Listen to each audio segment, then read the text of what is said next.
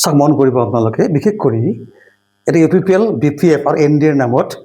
এটা নিৰ্বাচন হৈছে ইয়াতে আমি আমাৰ সমস্যাখিনি বাস্কা সমষ্টিৰ ডেভেলপমেণ্টৰ কাৰণে কেৱল নহয় কেৱল এণ্টায়াৰ BTCৰ ভিতৰত থকা বিভিন্ন আমাৰ যিখিনি সমষ্টি আছে গণসুৰক্ষা পাতি অৱৰ সুৰক্ষা মিলি ইয়াতে প্ৰাৰ্থিত্ব প্ৰদান কৰা হৈছে ইয়াৰ অৰ্থ এইটোও নহয় যে প্ৰত্যেকটা সমষ্টিতে আমাৰ মানে প্ৰভাৱ বিস্তাৰ কৰিব কিন্তু বিশেষ কৰি এই 42 নং বিধানসভা সমষ্টিত আমি ৰমেশ দাস ডাঙৰীয়াক আমাৰ মাজে বিভাজনখিনি বাদ দি কেনে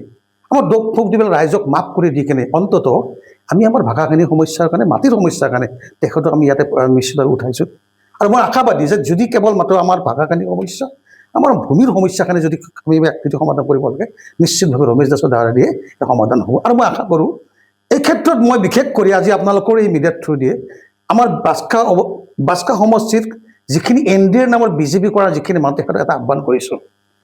আপোনালোকে জানে আপোনালোকে যদি ইয়াতে বাস্কা সমষ্টিত যদি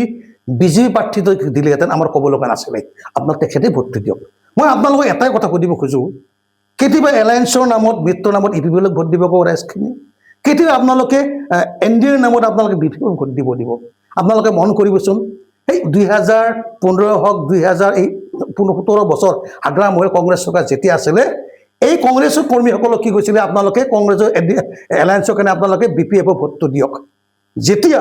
এনে কৰোঁতে এটা সংগঠন বৰ্তমান BTCত কংগ্ৰেছ জিৰ' ঠিক তেনেকৈ যদি কিবা কাৰণত যদি অহাকালি কংগ্ৰেছ চৰকাৰ যদি অসমত যদি আহে ঠিক তেনে গতিও BJPৰ এটা হ'ব গৈ আছে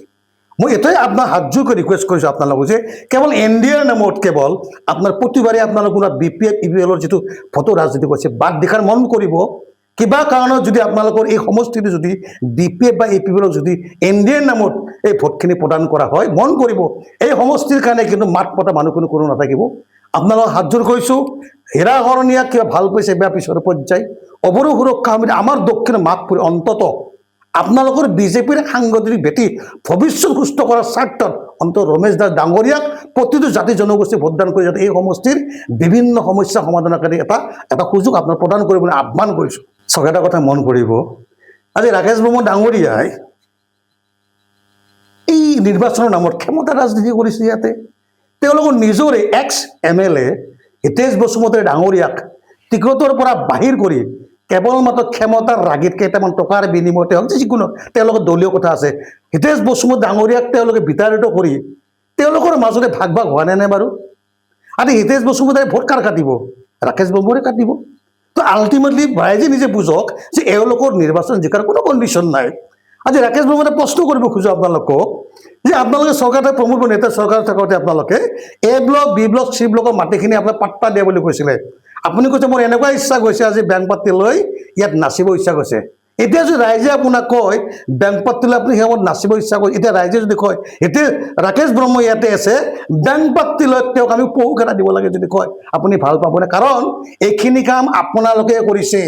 A ব্লক C ব্লক মানুহৰ মাটিৰ পাট্টাৰ নামত 5 বছৰে প্ৰমোদ নেতৃত্বাধীন আৰু আপোনাৰ নেতৃত্বে আপোনাৰ সমষ্টি মানে ৰাম ঠগন দিয়াৰ প্ৰতিশ্ৰুতি ৰাম ঠগন দিয়াৰ প্ৰতিফল এইবাৰ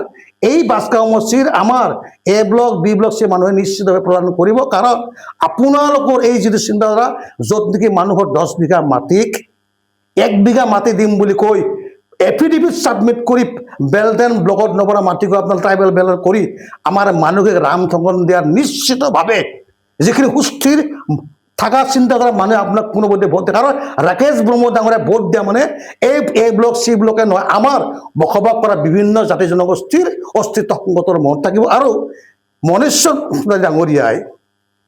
বৰমা সমষ্টিৰ MLA তেখেতে আজি UG ব্ৰহ্মৰ নিচিনা য'ত UG ব্ৰহ্ম 5 বছৰ MLA হোৱাৰ পিছত আমাৰ কোনো মানুহ চিনি নাপালেহেঁতেন আজি একো ডেভেলপমেণ্ট ইয়াতে নহ'ল ইয়াতে সেই একেই কণ্ডিশ্যন বৰমা সমষ্টিৰ MLA এজন আগ্ৰা মহিলা চৰকাৰখনে ইয়াত আনি দি কেনে য'ত সমষ্টিবাসীৰ আধা অংশে মানুহেই চিনি নাপায় সেইজন মানুহক ভোটদান কৰাৰ বিনিময়ত সেই একে UG ব্ৰহ্মৰ নিচিনা নহ'বনে সেই একে আৰু 5টা বছৰ তো আমাৰ কাম কৰিবনে আৰু সাৱধান কথা কৰি দিছোঁ স্পষ্ট বেছি নকওঁ কাৰণ যোৱা 4 দিন 5 দিন আগতে বা 10 দিন আগতে যিখন অৰ্ডাৰ ওলাই কেনে বেল্ট এণ্ড ব্লকত বসবাস কৰা মানুহখিনি মাটিৰ পাট্টা 1947 চনৰ আগৰ মাটিপাত থকা মানুহকে দান দক্ষিণা কৰা যিখিনি কাগজখন ওলাইছে সুস্থিৰ আৰু বিভিন্ন জাতি জনগোষ্ঠীৰ সচেতন ব্যক্তিসকলে জানি শুনি অন্তত BPFক ভোটদান কৰিবলৈ আশা নকৰে কাৰণ যাৰ দ্বাৰা ৰাইজে কিন্তু আমাৰ সমস্যা সমাধান হ'ব বুলি প্ৰমোদ বড়োগোঁহাই 28খন চিটত কিন্তু সকলো জাতি জনগোষ্ঠী ভোটদান কৰি হাগ্ৰামৰ নেতৃত্ব চৰকাৰখনক বনাইছিলে সেইজন হাগ্ৰামৰ নেতৃত্ব চৰকাৰে আজি বিজেপি হাতাও বি পি এফ বচাও হৈছিল সেই হাগ্ৰা মহিলা নেতৃত্বৰ চৰকাৰখনে আজি বিজেপিক লগত লৈ কেনে কি কৰিছে চৰকাৰ গঠন কৰিছে আজি মুছলিম মানুহখিনিক তেওঁলোকে বিজেপিৰ কথা কৈ ভোট প্ৰদান কৰি তেওঁলোকে আজি সেই একেই আপোনাৰ বিজেপিৰ লগ লাগিছে সেই মুছলিম জনগোষ্ঠীৰ মানুহখিনি ক'ব খোজো আপোনালোকে এতিয়াও বুজিব বাকী আছে বি পি এফক আৰু বি পি এলক গতিকে মই ভাবোঁ অন্তত এইবাৰৰ সংগ্ৰামখন আমাৰ মাটিৰ সুৰক্ষাৰ কাৰণে ভাষাৰ সুৰক্ষাৰ কাৰণে অস্তিত্ব ৰক্ষা সংগ্ৰামখনক অন্তত হীৰা অগ্নিক বাদ দিয়ক জন্দেশক বাদ দিয়ক যাকে বাদ দিয়ক অন্তত আপোনালোকে জনপ্ৰতিনিধি হিচাপত ৰমেশ দাস ডাঙৰীয়াক টচৰ ছবিত নতে ভোটদান কৰি অন্তত এজন হ'লেও অনাবৰৰ মানুহক আপোনালোকে এই সমষ্টি উদ্ধাৰ কৰি কেনে সেই আপোনাৰ বিধান পক্ষৰ পঠক যাতে ৰাকেশ ব্ৰহ্ম ডাঙৰীয়াহঁতৰ ইপিপিএলৰ এই ৰামঠগন আৰু হাগ্ৰা মহিলাৰী জাতি জনগোষ্ঠীগত যি ৰাজনৈতিক ৰামঠগনৰ উত্তৰ দিয়াৰ কাৰণে তেখেতৰ বিকল্প আমি কোন আছে বুলি আমি অনুভৱ নকৰি ইয়াতে যিকোনো খবৰৰ বাবে যোগাযোগ কৰক আমাৰ এই নম্বৰত 9181 307 2221